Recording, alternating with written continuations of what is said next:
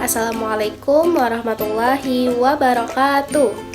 Bertemu lagi dengan Ibu pada pembelajaran kimia hari ini ya.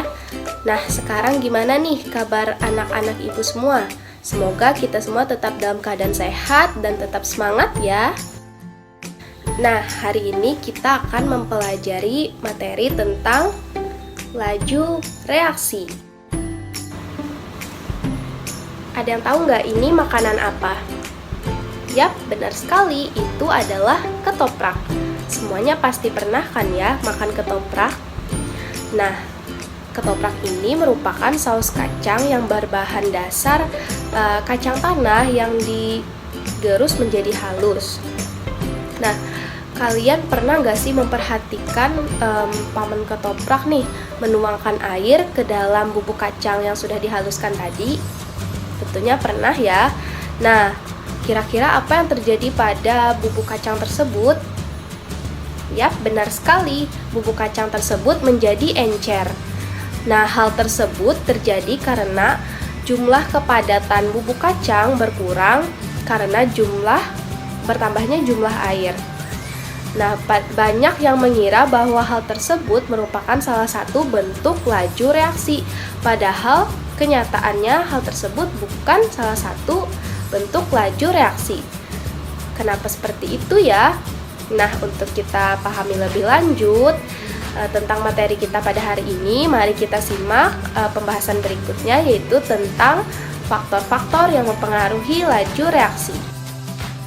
Nah, sebelum Ibu lanjutkan ke pembahasan kita, Ibu akan menyampaikan tujuan pembelajaran terlebih dahulu.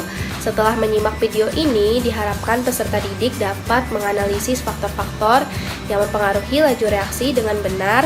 Kemudian, peserta didik dapat melakukan identifikasi faktor-faktor yang mempengaruhi laju reaksi berdasarkan rasa ingin tahunya.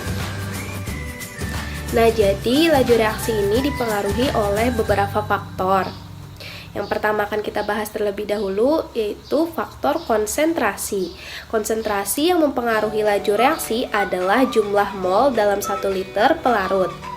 Satuan konsentrasi yang digunakan yaitu molaritas. Semakin besar molaritas suatu reaktan, maka akan semakin cepat pula laju reaksinya. Kemudian semakin tinggi molaritasnya, maka semakin padat dan semakin banyak juga molekul yang terkandung di dalamnya. Nah, kemudian faktor yang kedua yaitu luas permukaan sentuh. Luas permukaan molekul ataupun partikel reaktan sangat mempengaruhi kecepatan reaksi. Bila kedua reaktan memiliki permukaan partikel yang luas, gesekan antar partikel yang bergerak akan lebih sering terjadi. Nah, hal ini akan menyebabkan reaksi berlangsung menjadi lebih cepat. Reaktan padat yang berbentuk serbuk lebih mudah bereaksi dibandingkan dengan reaktan padat yang berbentuk batangan. Nah, faktor selanjutnya yaitu suhu. Suhu saat reaksi berlangsung mempengaruhi seberapa cepat reaksi berlangsung. Semakin besar suhu reaksi, maka akan semakin cepat pula laju reaksinya. Kenaikan suhu menyebabkan meningkatnya energi kinetika dan membuat partikel akan bergerak lebih cepat. Nah, dan faktor yang terakhir yaitu katalisator. Katalisator adalah zat reaktan yang ditambahkan pada suatu reaksi zat kimia. Katalisator adalah zat kimia yang dapat mempercepat laju reaksi tanpa terpakai dalam reaksi tersebut. Nah, jika katalis kita tambahkan pada reaktan, kedua zat tersebut bereaksi membentuk zat yang sangat mudah bereaksi dengan zat reaktan lainnya. Inilah mengapa katalisator dapat mempercepat suatu reaksi kimia.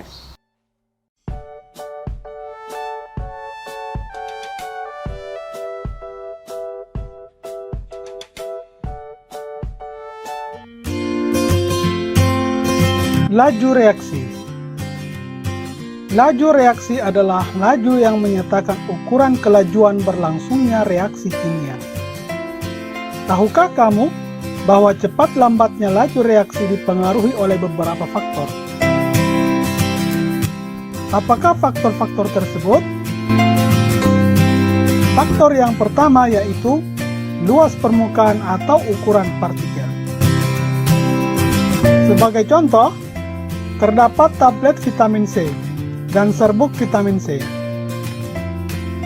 Jika kedua jenis vitamin C ini dilarutkan, menurut kalian yang manakah yang lebih duluan bereaksi?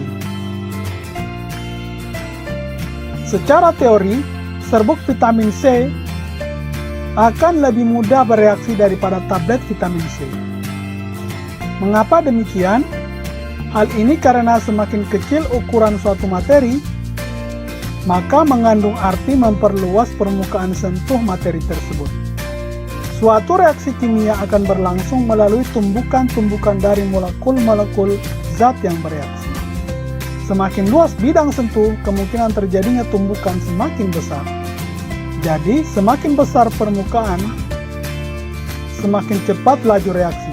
Begitupun sebaliknya. Yang kedua, konsentrasi atau molaritas. Suatu larutan dengan molaritas tinggi tentu mengandung molekul-molekul yang lebih rapat dibandingkan dengan molaritas larutan rendah. Larutan dengan molaritas tinggi merupakan larutan pekat, dan larutan dengan molaritas rendah merupakan larutan encer. Pada larutan pekat, letak molekulnya rapat sehingga sering terjadi tumbukan dibandingkan dengan larutan encer. Itulah sebabnya jika molaritas larutan yang direaksikan semakin besar, maka laju reaksinya juga semakin besar.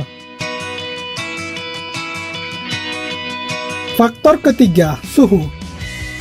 Perhatikan ilustrasi berikut.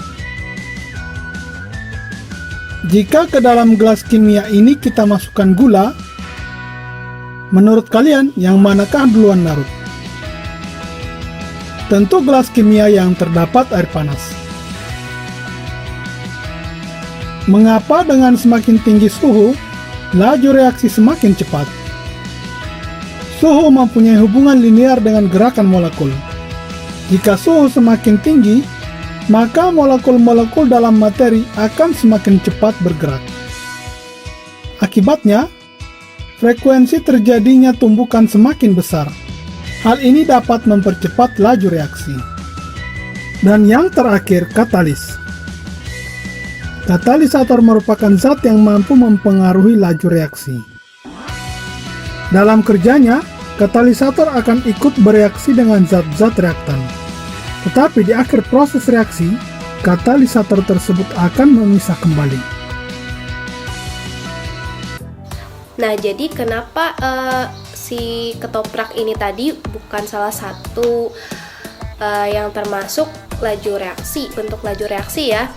Nah, karena laju reaksi itu sendiri merupakan berkurangnya konsentrasi reaktan akibat bereaksi. Kalau di bumbu ketoprak, konsentrasi kepadatan bubuk kacangnya itu karena tercampur dengan air, atau dalam kata lain karena pengenceran, bukan karena suatu reaksi, sehingga tidak bisa disebut dengan sebagai laju reaksi. Seperti itu, teman-teman. Nah, oke, karena pembahasan kita sudah habis tentang faktor-faktor yang mempengaruhi laju reaksi, di sini Ibu sudah siapkan soal evaluasi untuk kalian kerjakan tugas ini individu ya. Dimohon untuk kejujurannya dikerjakan dan dikumpulkan di Google Classroom. Nanti Ibu akan buatkan classwork-nya. Nah, sekian dulu pembelajaran kita pada hari ini. Jangan lupa untuk mempelajari materi tentang kesetimbangan kimia yang akan kita bahas minggu depan. Tetap semangat, semoga kita tetap dalam keadaan sehat. Ibu akhiri, wassalamualaikum warahmatullahi wabarakatuh.